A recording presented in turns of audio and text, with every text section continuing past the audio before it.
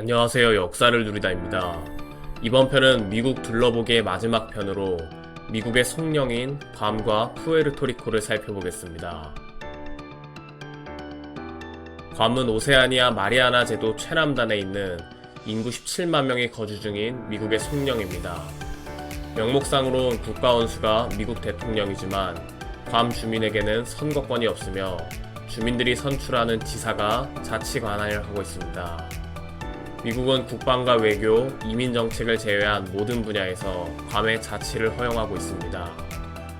괌의 역사를 살펴보면 괌의 원주민 차모로족이 살기 시작한 건 기원전 2000년경부터입니다. 이후 1521년에 세계 일주 중이던 페르디난드 마젤란이 괌에 도착했습니다.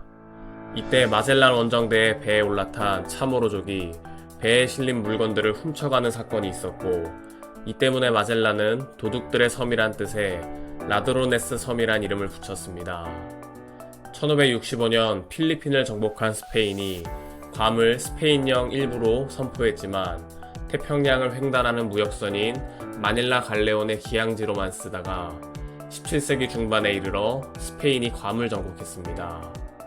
이후 한동안 스페인의 식민지로 있다가 1898년 미국 스페인 전쟁에서 스페인이 패배하며 미국령이 되었습니다.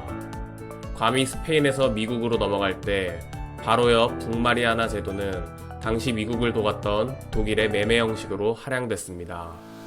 이후 제1차 세계대전 당시 북마리아나 제도는 독일의 적국이었던 일본에 점령되어 위임 통치령으로 국제적 인정까지 받았으며, 일본은 태평양 전쟁 개전 직후 미국령 괌을 공격해 짧은 전투 끝에 점령했습니다. 그러나 미국은 반격을 개시해 일본에 점령된 괌을 회복하면서 원래부터 일본령이던 북마리아나 제도까지 점령했습니다. 괌은 태평양 전쟁 때뿐 아니라 냉전 시기 그리고 오늘날에 이르기까지 동아시아 서태평양 반면 미국의 중요 전략 거점입니다. 특히 필리핀 미군 기지 등이 축소되고 중국의 군사력이 크게 강화되며 그 중요성이 더해지고 있는 기지이기도 합니다. 푸에르토리코는 카리브해 북동부에 있는 섬이자 인구 330만 명이 살고 있는 미국의 속령입니다. 서쪽으로는 도미니카 공화국과 아이티가 있고, 동쪽으로는 영국령 버진 아일랜드와 미국령 버진 아일랜드가 있습니다. 푸에르토리코는 부유한 항구란 뜻으로 크리스토퍼 콜럼버스가 이곳을 찾았을 때 섬 이름을 산후안 바우티스타라고 했고, 중심 도시를 푸에르토리코라고 했습니다. 푸에르토리코의 주기는 인근의 쿠바 국기의 영향을 받아 1895년 푸에르토리코 독립운동 진영에서 만들어진 것입니다.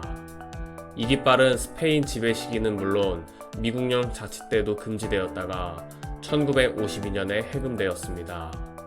푸에르토리코의 역사를 살펴보면 푸에르토리코에는 7에서 11세기 사이 타이노 문화가 형성됐고, 크리스토퍼 콜럼버스가 도착할 당시 약 3에서 6만 명의 타이노족들이 살고 있었으며, 이들의 지도자는 아게이바나 1세였습니다. 크리스토퍼 콜럼버스의 도착 이후 중남미로 식민지를 넓혀가는 과정에서 자연히 스페인 제국의 식민지가 되었습니다. 1508년 후안 폰세 데레오는 스페인 왕으로부터 푸에르토리코를 정복하라는 명령을 받아 타이노족을 정복하여 초대 총독이 되었습니다. 푸에르토리코에는 소량의 금이 나오는 것 이외엔 돈벌이가 되지 않는다는 것을 깨닫고 플랜테이션 농장에 눈을 돌리기 시작했습니다. 원주민들은 플랜테이션 노동에 강제로 동원되어야 했고, 열악한 환경을 이기지 못한 원주민들이 과로와 질병으로 죽어나가자 이들을 메우고자 아프리카에서 흑인 노예들을 데려오기 시작했습니다.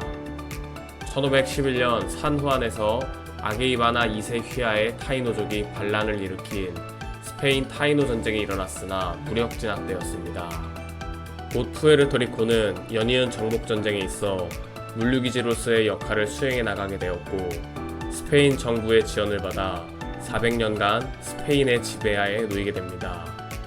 이 시기 스페인령 푸에르토리코는 신대륙의 귀금속과 물자의 집산지와 중개무역기지로 전성기를 누렸습니다. 그러나 1898년 푸에르토리코는 미국 스페인 전쟁의 결과로 미국에 할양됐습니다. 미국령이 된 뒤에도 한동안 미국은 이 섬에 관심이 없었습니다. 푸에르토리코는 너무 좁고 산이 많아 평지도 별로 없었으며 농업 생산량도 미국령이던 필리핀보다 생산량이 낮았습니다. 그렇게 푸에르토리코를 방치하다가 카리브해의 교통요지로 쓸모가 있다는 걸 알게 되고 관심을 갖기 시작했고 1917년 푸에르토리코 주민들에게도 미국 시민권이 주어졌습니다.